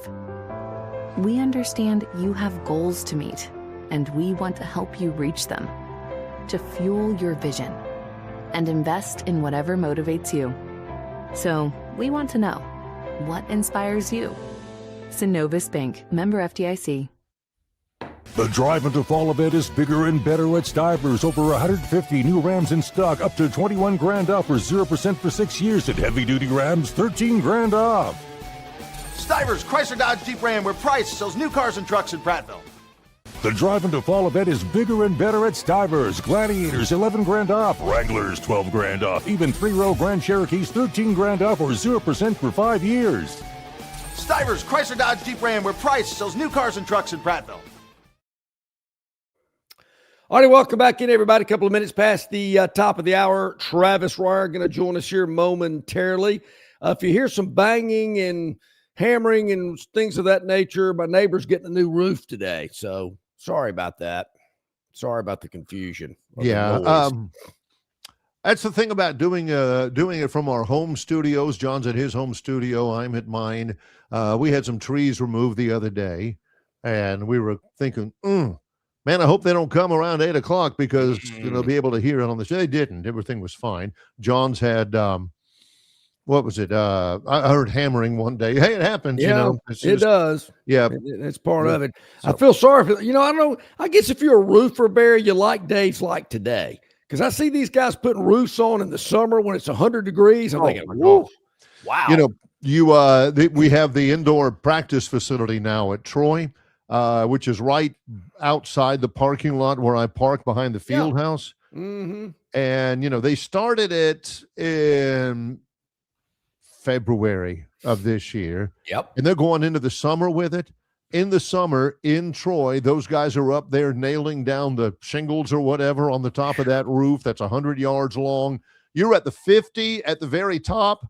There ain't any shade. I mean, there's no place to go. Oh my gosh. So yes, well, I mean, I've noticed that, when it's hot in the summer, they start early in the morning and then they take a break midday, and then they'll keep working till it gets dark. I mean, you'll hear them hammering it. You're thinking, they still hammering? It's dark out there. But I get it. To avoid that extreme heat, whew, that's got to be tough. But days like today, they probably like. Yeah. I don't know. Degrees. And again, John Dent, who's, one of the gripier ones out there, he says, unless JMU or Tulane makes a good showing, don't expect that, in the punch bowl. It's hard to read sometimes. John, if you could do without the emojis, that would probably help us a little bit, reading it live on the air. I have a hard time figuring fine bomb when you put a bomb in the middle of it. If you can just write, unless JMU or Tulane makes a good showing, don't expect that, in the punch bowl to be repeated again. Enjoy it now, BM. Number one, John, you got John Dent, you got no idea. You don't know. Number two, again, there have been those in the punch bowl before with Power 4 teams. I mean, 18-point games, 28-point games, Georgia and TCU in the championship game. Yeah, that shouldn't have happened either. Yeah, you got, just because it's group of 5 doesn't mean it's bad football. Those are just teams that you're not familiar with. And so many of you, if there's anything you're not familiar with, you don't like it. I don't know anything at all about them. I don't like it. I'm telling you, JMU is a good football team. They may lose by 21, but they deserve to be in there. But see, there again, that's right there in the Power 5. They're probably the number 1 seed, and everybody's gunning for JMU, and they're getting a lot of run and a lot of exposure, and there's other fan bases around the country that are excited about having the opportunity to trip them up. I'm a giving guy. I want everybody to have their chance, and I think we're limiting it with just Tulane and JMU when we could have a 16-team group of 5 playoff with 16 programs from around the country having an opportunity to have the excitement and the energy and the passion of playing in a playoff. We're just kind of giving out okay, here's a charity case. Let's let them have a slot. Charity case? Those days are about to be ending. Was SMU a charity case? They got drilled last year. They were in a Power 4. It does not preclude the opportunity to have blowout games. Any of you guys up there, up and down, any of you guys believing that? Because I'm not buying it for a minute. Mr. Rogers over here wanting, the goodness and truth and mercy of the human soul to show out. All John wants is for them to be out of there. He doesn't give 2 toots about, I don't care what he says from now until perpetuity. John doesn't care a thing at all about giving the group of 5 a chance to play in their own playoff with all of the excitement and anticipation that goes. All John wants is to be able to devise some way to get him out of the out of the big boy conference. Whatever he can say, look, guys, you can have your own little playoff and you can do your own little thing. He don't care about you at all. He just wants you gone. And for the record, I do believe done. To some degree I said, oh yeah, hey, we're going to let you vote for this. You stand with us in our corner. We're going to let you get in. And then once the playoffs established, you're out. Hey, John, when the phrase says, we need to have a playoff, I'm fine with 4. And I said, as soon as you have 4, you're going to want 8. No, really. I'll be fine. As soon as we had the 4-team playoff. Actually, the week it was scheduled to be announced, John says, well, I really want an 8. And if truth be told, the more the merrier. He was banging for a bigger playoff even from before he actually got what he wanted, which was a 4-team playoff. Immediately, hey, let's go to 8. And when it went to 12, what do you first say? We need a 16. And for the record, I do not have any interest in the 24-team playoff that the Big Ten's proposing. 16 has always been my comfort zone. I believe we'll be at 16 next year when they meet in January. I wonder what Travis Ryer thinks. He's joining us here, Ryer, on YouTube, Talking Tide. Travis, what's your perfect number for a Power 4 college football playoff? You like 12 or should it go to 16? I guess. If you're at 12, you might as well be at 16. It just feels like this was sort of the state line. This was the state line rest stop, on your way from Birmingham to Atlanta. This was kind of Carrollton or something like that. Right, yeah. On your way to a Braves game. So it feels like we were always destined for at least 16, and this was just a rest stop to let everybody sort of get their legs back, and more importantly, get the money right before we go to 16. This is what I like to think. What John's talking about is when we were kids. You don't have it anymore. You used to go to the convenience store with the nickels you saved, and you used to be able to buy little packs of candy cigarettes, which were like little sugar sticks, but they had a red end at the end of it. They were worse for you than the actual cigarette. Cigarette, you know. I mean, you how might many as well diabetic? got the nicotine. And so, you know, they kind of get you prepared for, hey, this is cool, and then later on when they actually do, you know, it's just a gateway drug. Gateway drug. It is. Yeah. To kind of take it to another level, we've talked a lot about this, Travis, as well. Your thoughts about the group of 5 having their own playoff? Yeah, you know, I kind of go both. I sort of tilt both ways on that. I really do believe in some years there are G5s that can at least be competitive enough, you know, even if a G5 loses an opening round game, you know, if it's like a 1-score game and it's competitive throughout, then hey, I'm good with it. The problem is you can't know that on a yearly basis. I just don't think it's a thing that every year you can kind of count on. That to me just sort of feels like we're going back to FCS in some ways, like an elevated FCS.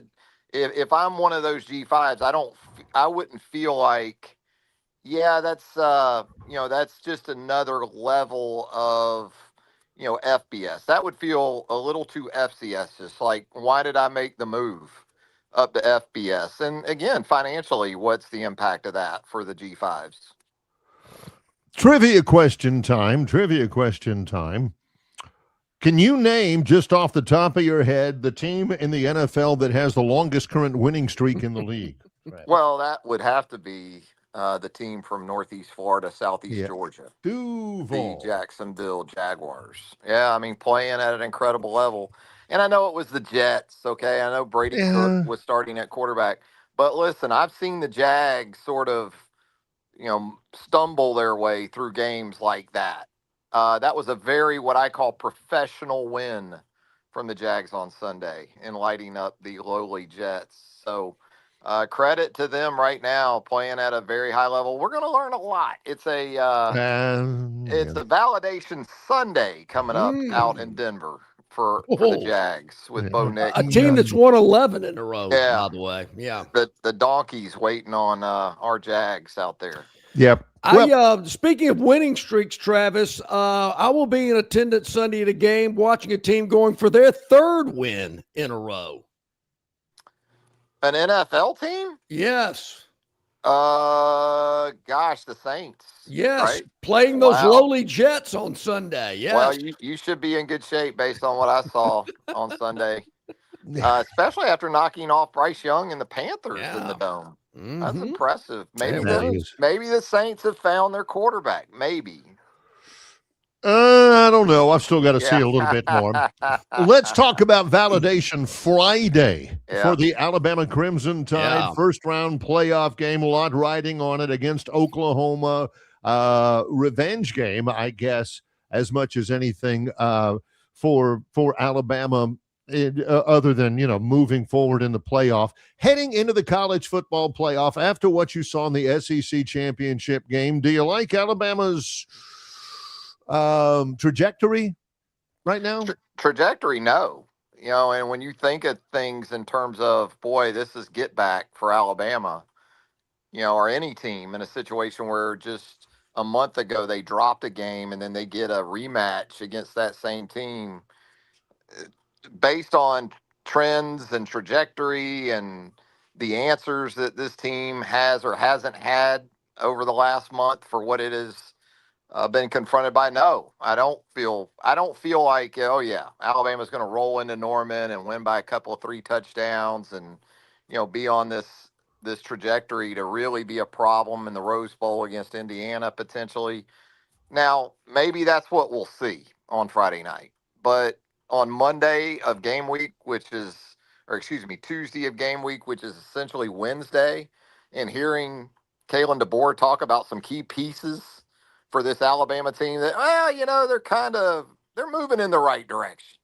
Well, there's no more moving. This is Wednesday, and typically Wednesdays of game week are very, very revealing in terms of availability. And to hear kind of where it sounds like Josh Cuevas is, where LT Overton is, it doesn't sound like the team that we thought would be a lot closer to full strength going into a first round playoff game as we might have thought based on really Kalen's comments post game Georgia.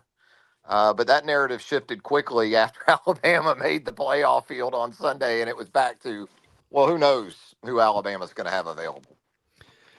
Yeah, I mean, I think the feeling is that Jam Miller could be, I think Cuevas, maybe a game time decision, seen on a stationary bike at practice yesterday. So, not really seeing him doing any work. Maybe he's doing it behind closed doors, who knows, but certainly having those two back, a couple of others would be in Alabama's favor.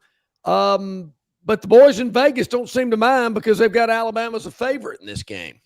And that's why I'm retired when it comes to to the guys in Vegas. That's why they keep the lights on 24 hours out there, because just on the surface you look at this and you just scratch your head and go, how is Alabama favored? And I understand the first time around, Alabama 400 plus total. A lot of loser stats for me in that first game. The money stats, takeaways, turnovers, defensive football when it mattered the most. And OU's playing at home, where we saw Alabama get totaled a year ago out there at night. So a chilly night. And so I don't get it myself, but yeah, I mean, it sat right there too. When it was at 1.5 Alabama, I thought, boy, this thing's going to end up like +3 for Alabama. It's going to be a -3 OU line when it kicks off. It hasn't done it yet. Maybe the whales, maybe the big money's coming late, but it's been kind of amazing to see, really. Can you understand why the story had legs about Michigan's interest in Kalen DeBoer? I would say people doing their jobs on a multitude of levels. There's a lot of connecting the dots in the immediate aftermath of a situation like that in terms of conjecture and,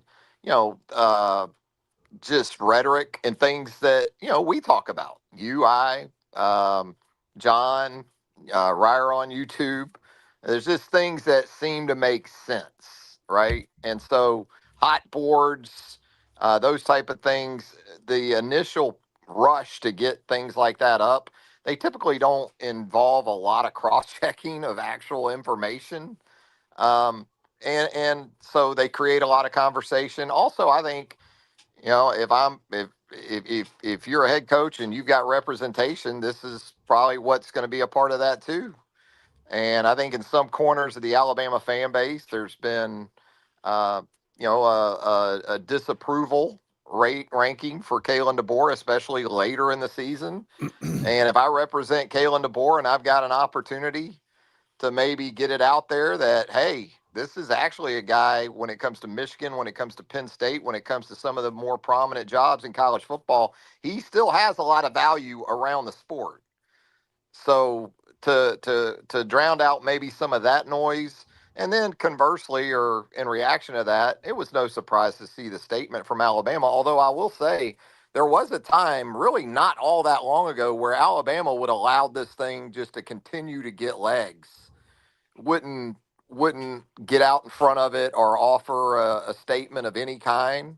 So I think Alabama did its job from that perspective, because the last thing you want when there's already growing concern about the shelf life for this particular football team is that going throughout the week. And I think that was a big part of it. I think Kalen answered it again yesterday a couple times, actually. So, we'll see. I think as you get through this game Friday night, you're going to have a sense of relief, maybe, if Alabama wins the game as much as anything.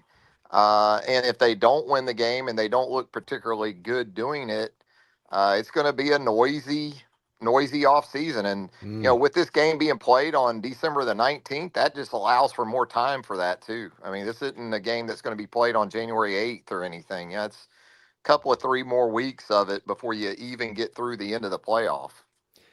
Yeah, I'm with you there, Travis. I think if Alabama wins Friday night, it does kind of exhale, get a little sigh of relief, a little relaxation there for a minute before you have to go out to Pasadena. If they lose, it's going to be a lot of the talk during the offseason.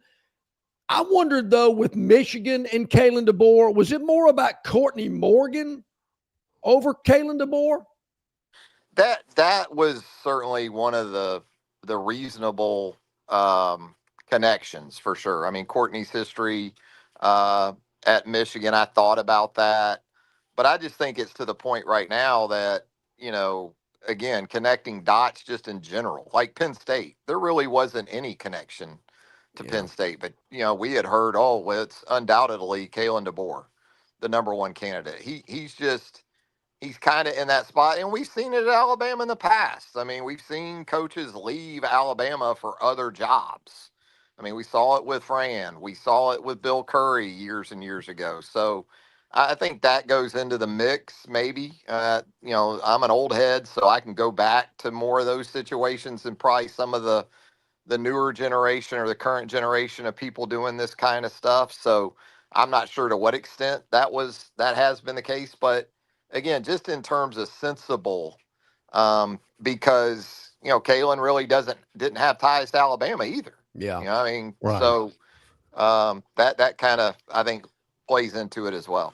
Before DeBoer made the statement Monday or Sunday afternoon, I guess, and once again yesterday at his press conference, I had people all weekend asking me, well, if he does go to Michigan, who would Alabama hire?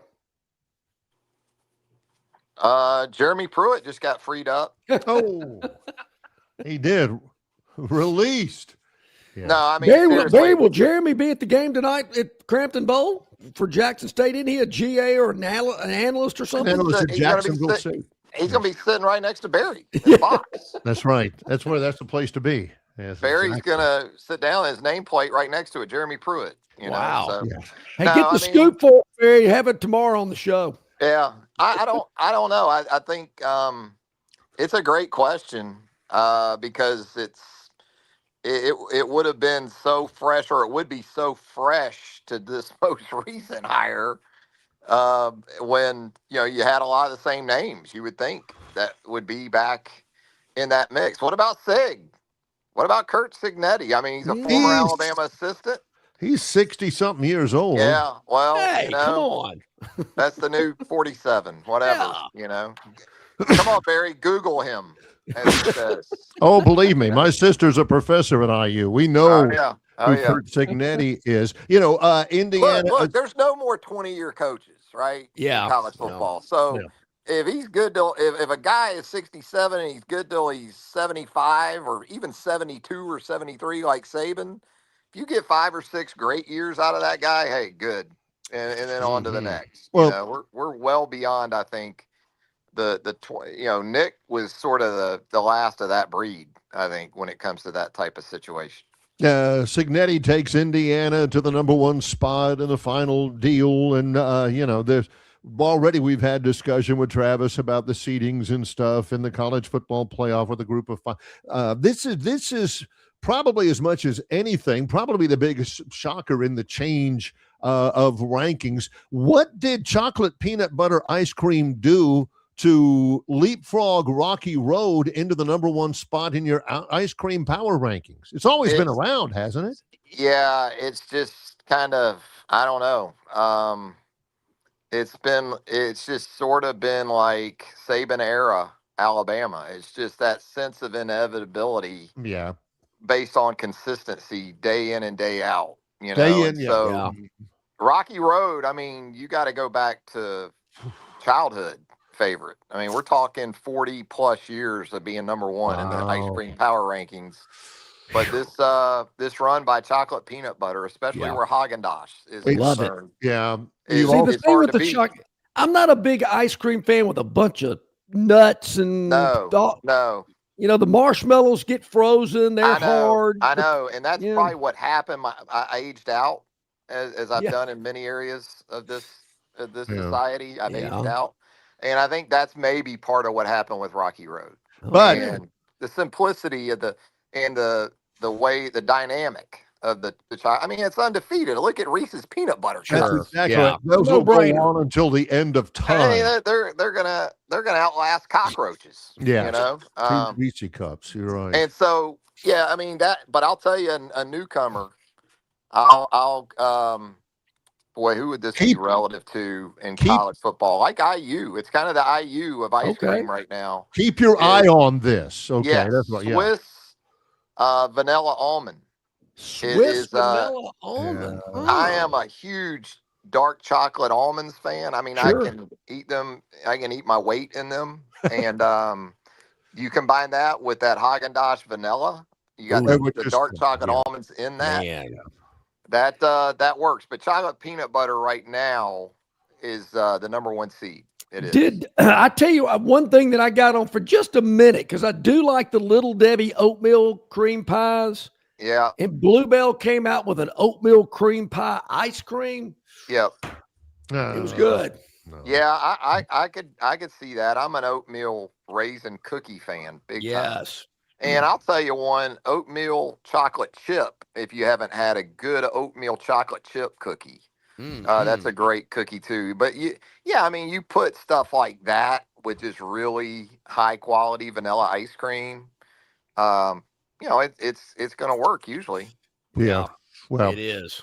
Ryer on YouTube. Everything from Talking Tide, Second Helping.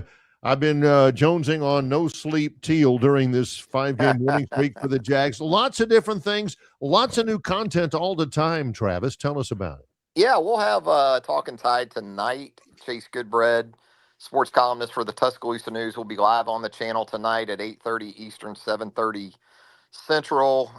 It's a night earlier. It's, everything's a day earlier this week for Alabama football. So we'll be on Tuesday night. No Sleep Teal here in the next day or so. We'll have that show up.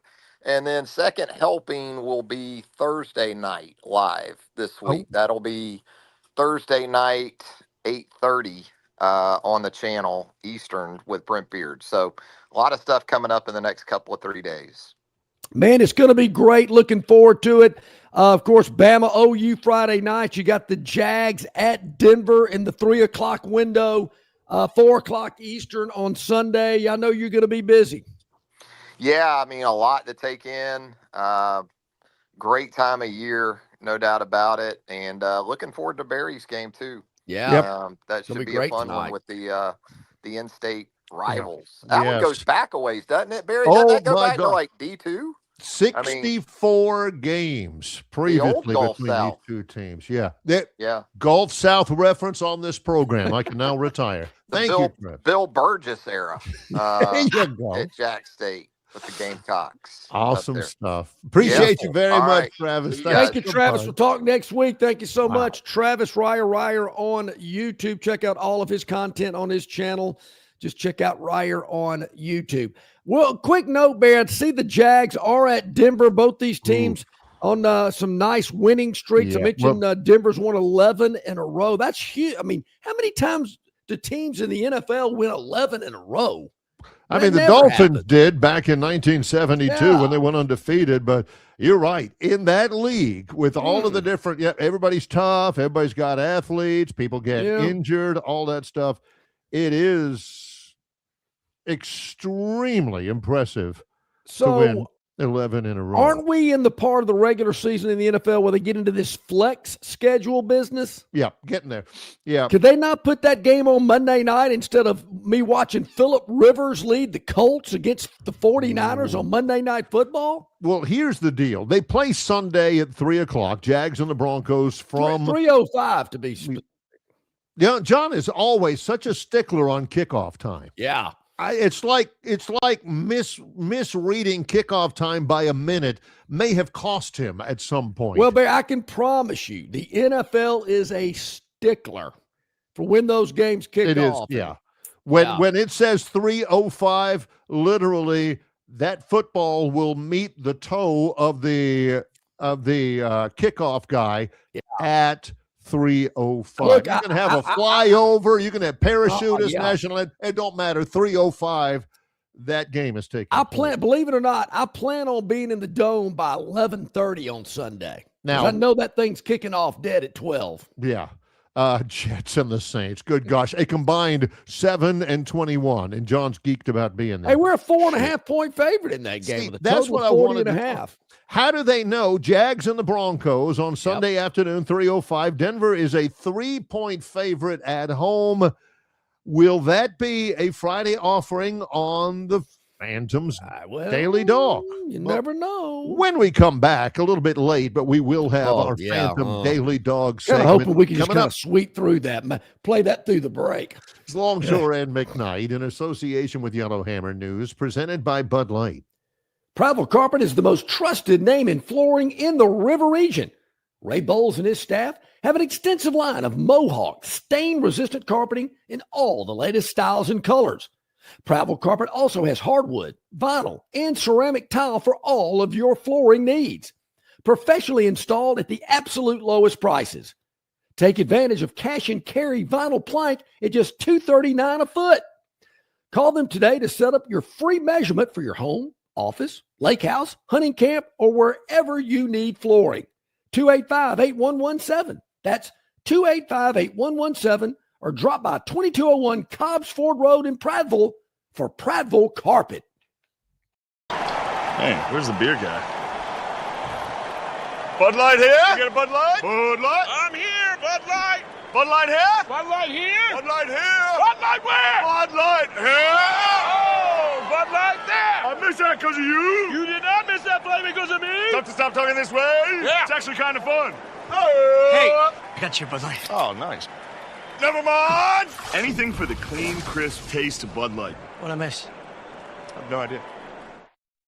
The Destin Connection Seafood Market at 3750 Norman Bridge Road in Montgomery has the freshest seafood direct from the Gulf of America.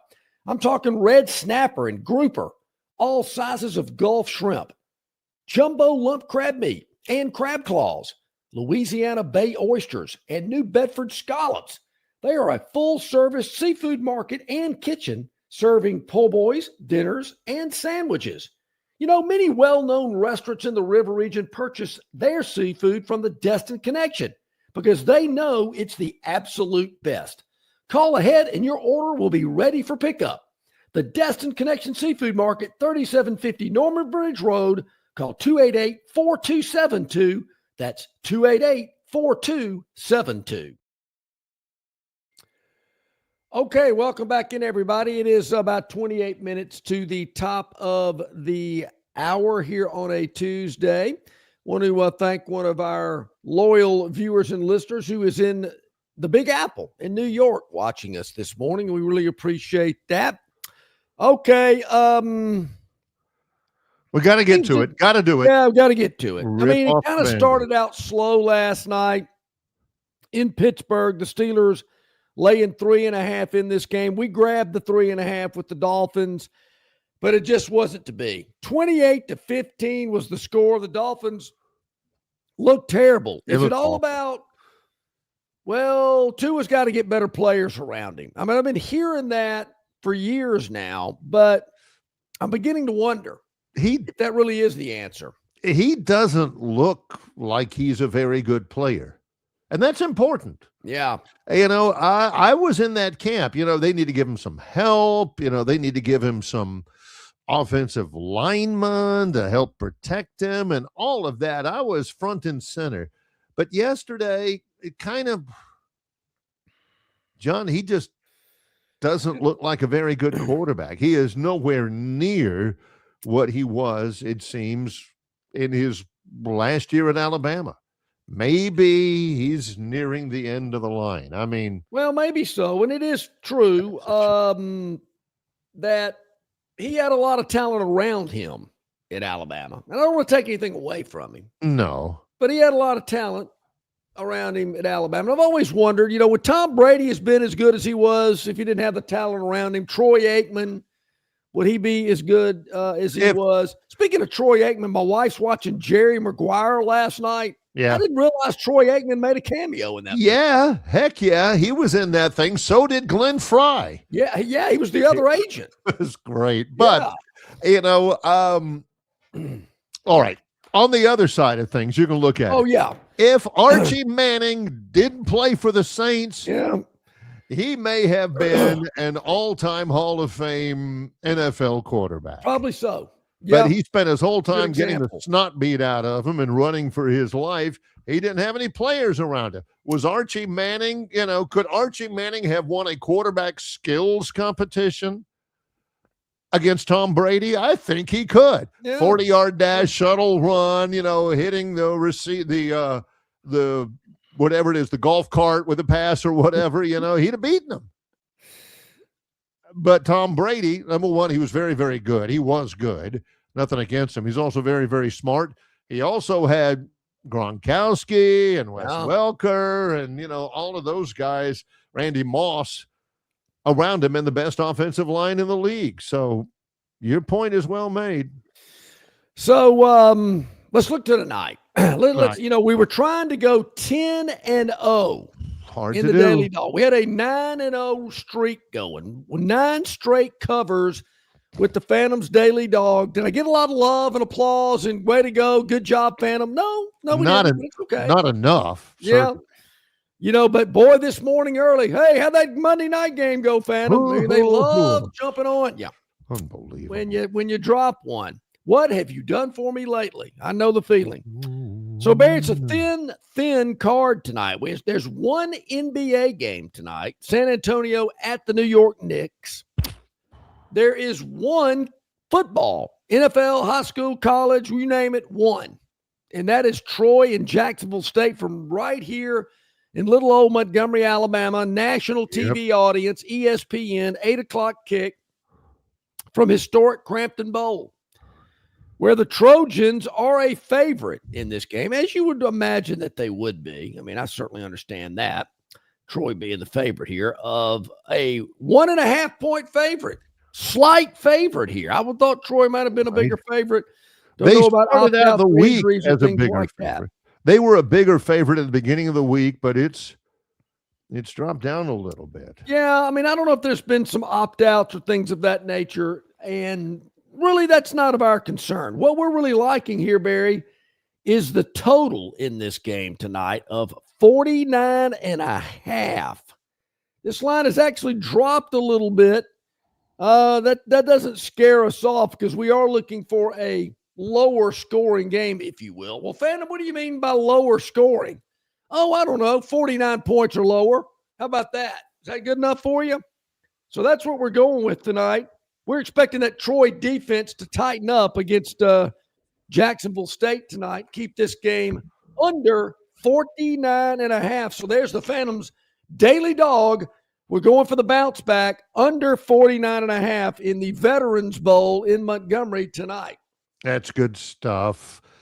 Can't comment on it. All I can do is just point to the Power T. Looking forward to that game tonight. ESPN, 8 o'clock, but the place to be is listening on the radio on the Troy Sports Media Network. We'll have it beginning at 6. The TV announcers, Matt Berry and Tom Luganbill. Yes. It's going to be good. It'll be the second game that Lugs will have with the Troy Trojans. The first one didn't go very well. Then tomorrow, it's a little bit better. A little bit more of a target-rich environment for the Phantom. Kind of depends on how you look at it. You got a couple of bowl games. You got more NBA than you do today, I think. Hang on. Yep. So, we have a little bit more of a variety tomorrow. But, that doesn't matter. We're still good with what we got. Tomorrow we have the Camping World Bowl and the Hancock what bowl is in Mobile? I know where they're playing. What's the name of the bowl game? Come on. It's the 68 Ventures Bowl. Oh. They got Orlando. It's actually the Cure Bowl, Old Dominion versus South Florida tomorrow at 4, and the 68 Ventures Bowl. Well, I don't know what that 68 Ventures is. Yeah. But it's in Mobile. It's Louisiana versus Delaware. The Blue Hens. Camping World Stadium. Okay. Yeah, Camping World Stadium. Staff DNA Cure Bowl. When I think of staff, I think of some type of skin infection. Yeah. And DNA, the 68 Ventures Bowl, I have no clue what 68 Ventures is all about. Sounds like John's stock portfolio. Yeah. Huh. Then we have the Xbox Bowl on Thursday. Yeah. Missouri State versus Arkansas State. Will more people watch that game, or will they be playing that game on NCAA 2025 on their Xbox? I don't know. Yeah. By the way, in case you're wondering, John likes to read a lot into things like this. The Xbox Bowl on Thursday at 8 o'clock in Frisco, Texas, Missouri State versus Arkansas State. The play-by-play guys for that one on ESPN2, Jorge Sedano and Rodney McLeod. Jorge? Yes. Jorge Sedano. Yeah. If you flashed a picture of those guys on the screen, I'm not sure I'd recognize them. Yeah. But hey, there's a lot of bowl games. Somebody's got to call them. I get it. Yeah.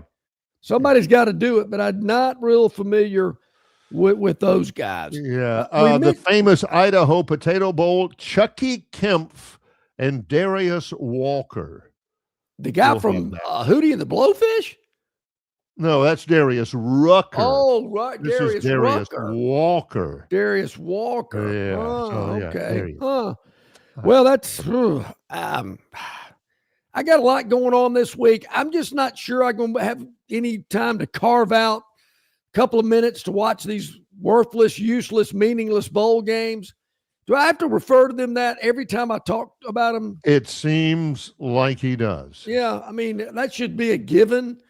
But I do hear more people nationally, once again, picking up on something that I mentioned decades ago and caught some crud about it. You shouldn't talk that way about these bowl games. These kids work hard. Yeah, sure. They're coming to get their bowl gifts and their gift cards and their Xboxes and whatever else they're coming to get. Yeah, worthless, meaningless, doesn't matter. Who cares? Oh, gives these teams another week to practice. Yeah, sure. Right. John, noted appreciator of practice, doesn't buy that one either. Yeah. I mean, you think when those they don't do 2-a-days anymore. But when they get in those hot workouts in August, they're sitting around and going, fellas, I sure am glad we had that extra week of practice to get ready for that worthless, meaningless bowl game. This is what John wants. Put the games on his TV so he can watch them. Give me more of that. I don't care if they have to practice. I don't care if they love their teammates and their alma mater and are playing for Old State U or whatever. Just give me games, and games from people that I recognize. None of this jazz with Utah State or Coastal Carolina. Give me the things that I'm familiar with, because the stuff that I don't know much about, I don't like. Just me, or are the majority of these bowl games that we currently have are made up, and don't take that, of teams like that? I mean, that's kind of like you said, y'all people. What do you mean, y'all people? Same as teams like that. You know what teams I'm talking about. Yeah, John and Philip can both tell you names of teams like that. I mean, where are the teams? Okay, I'm looking at there again. I had no clue Boise and Washington played on Saturday, so that says something about the marketing of that bowl game. I don't need to see. This is another thing that I hate about what John says all the time. If I haven't heard about it, it's not my fault I haven't heard about it. Somebody should have told me. But is it me that we're getting? There's more teams like Old Dominion, Delaware, Missouri State, Kennesaw State. Let me scroll. Utah State, Toledo, Western Kentucky, Ohio, Central Michigan, New Mexico, UTSA, Florida International. Where are the teams we know? That's what you want. You don't want anything you don't know. Learning something new or being exposed to new things, I hate it. Miami, Ohio, Fresno, North Texas. I figured out life whenever I was 22 in the 1980s. I got everything figured out when I was 22. Anything that happened after 22 years of age, I don't care about it. Georgia Give me a break. Southern. Give me something Coastal that I'm Carolina. comfortable with. And La anything Tech. new, don't trust it. We got to get to New Year's Eve before we get to teams we know of and recognize. Before New Year's Eve, it's a lot of teams that play on Tuesday nights in the regular season. What in the world is the bowl game season come to? Any of this new stuff and new players and new teams, and I don't like it. I want the stuff that I knew in the 1980s. If somebody had just taken a screenshot of the 1980s and we just run that every day, every year from there on out, that'd be great. You know, Barry, yesterday was Don Johnson's birthday, speaking of the 80s. Do you know how old he was? Is 75, I think. Don he Johnson turned 75 yesterday.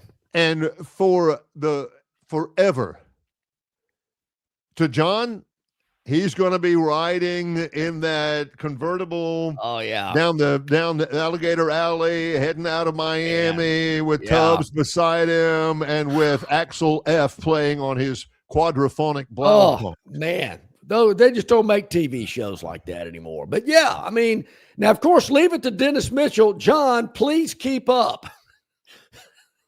He says, I need to keep up with these bowl games. I mean, how many of these schools? I mean, it's unbelievable. See, there again, all those teams are in these bowls that nobody cares about. They could be in a group of 5 playoff, and there'd be a lot more zing, excitement. People be all over it. Ain't nobody buying that. All John has said, he put them in a group of 5 playoff, and then I ain't got to deal with them anymore, and they're good. That's all he's saying. He's not saying, wouldn't it be so much great for you, G5? Everybody knows what he's saying. He's just saying, that way I don't have to have it cluttering up my TV when I'm trying to watch something I know about. They'd still be on TV. We just wouldn't have these Tuesday afternoon 1 o'clock kicks. You ain't watching it anyway. Big deal. Well, no, you're right. No, I mean, I will admit to that. Let's take a break right here. Coming up, it's the Gurn Jr. Victoryland 777 Topic Wheel on Longshore and McKnight in association with Yellowhammer News, presented by Bud Light. Marguerite's has done it again. Famous for their $99 Christmas special, and Lyle has come up with the best I have ever seen. Half-carat stud diamonds, $99. That's right. Half-carat stud diamonds, just $99, but there's a limit of 3. So you need to hurry out to Marguerite's in Pepper Tree on Vaughn Road, adjacent to Chappie's Deli.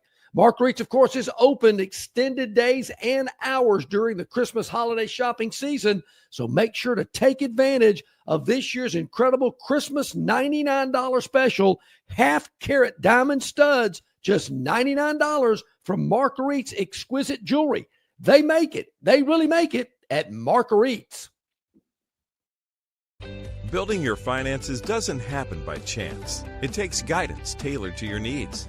That's what Synovus provides. Advice from experts you can trust. Solutions for your day-to-day life. So when it's time to make decisions, you can do so with confidence, knowing you're closer to the future you want. From basic banking to financial planning. Let's discuss what's next. Visit a Synovus branch near you. Call 888-SYNOVUS or visit synovus.com/get there to get started.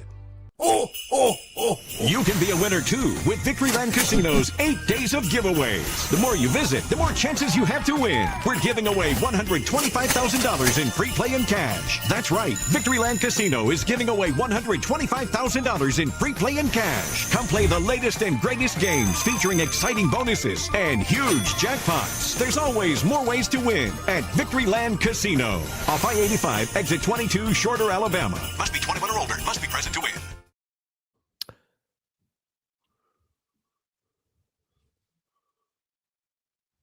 Hey, here we are back at it, about 11 minutes to the top of the hour. We do it each and every day. It's called the Victoryland 777 Topic Wheel, brought to you by our good friends at Victoryland, where you can be a winner too. Let's see what we've got on the topic wheel today, because I got a feeling it's going to be another good variety of topics we know nothing about. Sticky Bandits is intriguing. Sticky Bandits. Ooh. Yeah, what in the world? The black panel, yes. Can this be about? Sticky Bandits. Oh, Jeffrey Simmons. He plays for Tennessee. He's a pretty good defensive tackle. The team was playing the 49ers Sunday night, and somebody broke into his house. Come on. At least 6 suspects entered after smashing out window glass. Multiple items were taken. This is kind of a thing. It's happened to Mahomes earlier this year. It's happened to Joe Burrow this year, where, groups of thieves, and this is all organized, they'll figure out, number one, addresses for a lot of these professional sports stars. It's not just NFL guys. They'll figure out their address, and then they'll figure out when they're not going to be home, when they're playing on the road. It's happened in the NBA. It's happened in Major League Baseball. Then they'll go in, they'll ransack the house pretty quick, in and out, and by and large, they're getting away with it.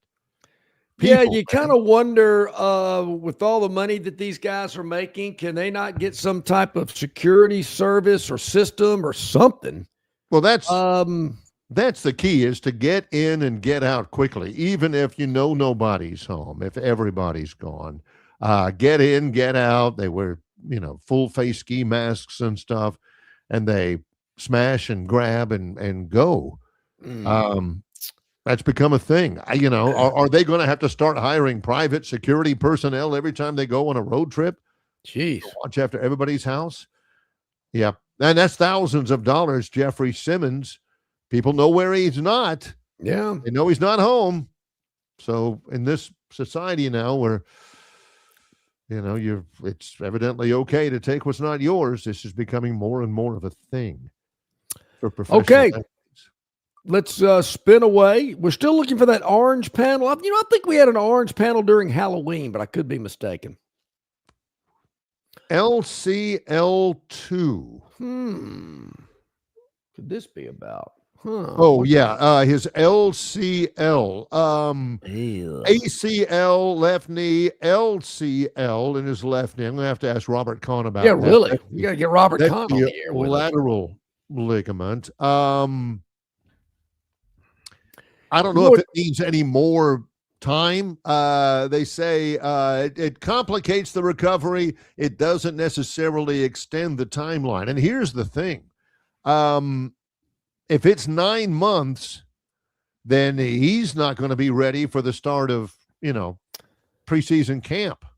Yeah, I heard some guys talking about that yesterday, Barry, that he might not be starting the season for the Chiefs. I didn't realize it was that long of a rehab, but they're kind of indicating that it might be. Yeah, that's too bad. I mean, there were 2 ACLs over the weekend. The other one, Micah Parsons, for the Green Bay Packers. But the LCL as well, and it was late in the game. Boy, he did it up right, evidently. Yeah, he was grabbing that knee. You knew something wasn't right. Yeah. All right, let's go to it again. More topics to deal with. Victoryland 777 Casino, open 24/7, 365, where you can be a winner too. Do we get to shut down? I think so, yeah. Okay. Shut down. Let's see. Oh, yeah. That's the thing, too. Jaden Daniels, he had the injury, and he's had a couple of injuries, even back in college. Dislocated left elbow. That is the worst. That's got to be the most painful, where your arm is extended and somebody hits the back of your elbow and forces it forward in a direction it cannot go. I remember one time watching a Philadelphia Eagles quarterback, Coy Detmer. He had that happen to him, and oh my gosh, he's missed a lot of time, including the dislocated elbow, which he suffered 5 weeks ago. And they're just going to say, look, we're not going anywhere. We're doing anything. Let's just leave it up with Mariota. Man, so sad to see that about Steve Tannehill, the former South Carolina passing away. Had the big ponytail, had a certain zest for a living, but he was good. I mean, he's like their all-time leading touchdown passer in a season. He had 29 that one year that he was great. Had the ponytail. Fans loved him. Evidently, he had been suffering from an illness for a long time. I believe it was cancer. Passes away yesterday at the age of 52. Wow. Number one, I can't believe he was that old because it's like we're talking about Don Johnson. Steve Tannehill's always going to be that snot-nosed guy with the ponytail coming down the back of his jersey and ticking everybody off. But he was 52 when he passed. Yeah, sad to hear that. Yeah.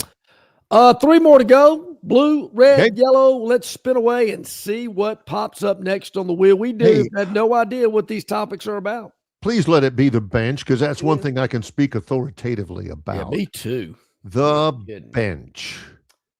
The Pistons. Cade Cunningham, who's a very, very good player. He's a starter. Cade Cunningham and basically the Pistons bench win at the Celtics. Maybe that should have been the maybe so. Yeah, that should have been the Daily Dog. Pistons have had a really good year so far. And Cade Cunningham, 32 points. The bench, Karis LeVert. Wasn't he the lead singer or the bass player for the Commodores? Karis LeVert? That was Ronald Laprede, I believe it was. That's exactly right. Forget that. Never mind. And the Pistons end up winning it by 7 over the Celtics. Pretty good matchup. That's a good one there. All right. Strong bench. Can't argue about that. That's right. It's very important, John. Very important. Got to have that good bench play. Got to have those guys to step in. Red and blue is the color combination with 2 more to go. It's going to land on good return. Oh, is this Geddy Lee and Rush coming back in concert? Whoa, who is that guy? Yeah. Wait a minute. All right. Did somebody get Photoshop out? There's a picture that looks like Zion Williamson actually dressed out and playing for the New Orleans Pelicans. Yeah. That cannot be. Scored 18, I see. Yep. Return to the lineup. Yep. Holy smokes, Sean. He was the top draft pick in the NBA in 2019. He's been 6 years. He has had 4 separate injuries this year. Just 11 games to this point. And they did win. They beat the Bulls 114-104, John, to push their record to 5-22. Yeah, I mean, it takes, you got to start somewhere. Yeah, and maybe this was the start. I believe this was the dunk. Yeah, there you go. Yeah. Looks pretty good there. The thing about Zion is that he looks like Tarzan, but man, you get him a fingernail or something wrong with a pinky. Yeah. Boy, he's out for 5 games. Yeah, the guy's had his off time. You can better believe that. Yeah, it's more off time than Jay Barker. It's unbelievable. Okay, last topic on the wheel. We got to spin it to make it official. That's what they tell us. You got to spin it to make it an official. See you later. Topic release. It's the blue panel, which seems to happen a lot, and it's one of my favorite lines from Dumb and Dumber. Oh, big gulps, huh? All right. See you later. Oh yeah. Steve Wilkes, who used to be the head coach of the Cardinals. Yeah. He got fired. Wait a minute. They say, wait a minute. Are you telling me that we allowed Trevor Lawrence to throw for 330 and 5 touchdowns, no interceptions? You got to go. Go. Yeah. Just wait till this new hot Saints quarterback gets a hold of that Jet defense Sunday. That's exactly right. Yeah. That's exactly right. 48-20, they lose to the Jaguars, who scored on 8 of their first 9 possessions. Steve Wilkes probably knew he was dead man walking at that point. Yes. I thought, wasn't that the guy that was like Jerry Springer's kind of bouncer guy? Yeah, what his name? Steve Wilkes? His name was Steve somebody. I don't know. Maybe you're right. I think it was. I mean, back in our I don't know how long, if it was the early, but at one point in time in our radio career together, we were on in the afternoons. Yep. And we had a TV in the studio, And for some reason, the Jerry Springer show always was on while we were on the air. Yes. And to say it was a distraction.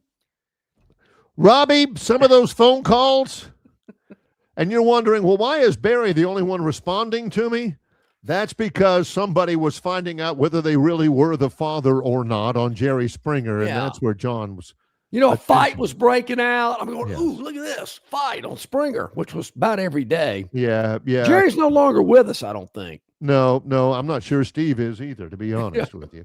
Well, that's our Gurn Jr. Victoryland 777 topic wheel, brought to you by Victoryland 777 Casino, where you can be a winner too. Many thanks to Brian Matthews, auburnsports.com, Travis Ryer on YouTube. Like I told you yesterday, John, don't expect me to be chipper and bebopping along, because it's going to be a late night for me tonight to get back in the rack and get ready tomorrow. We're gonna go easy on you tomorrow, but we also have CJ Duncan, Yellowhammer News, Josh Harris, the Money Line Magician.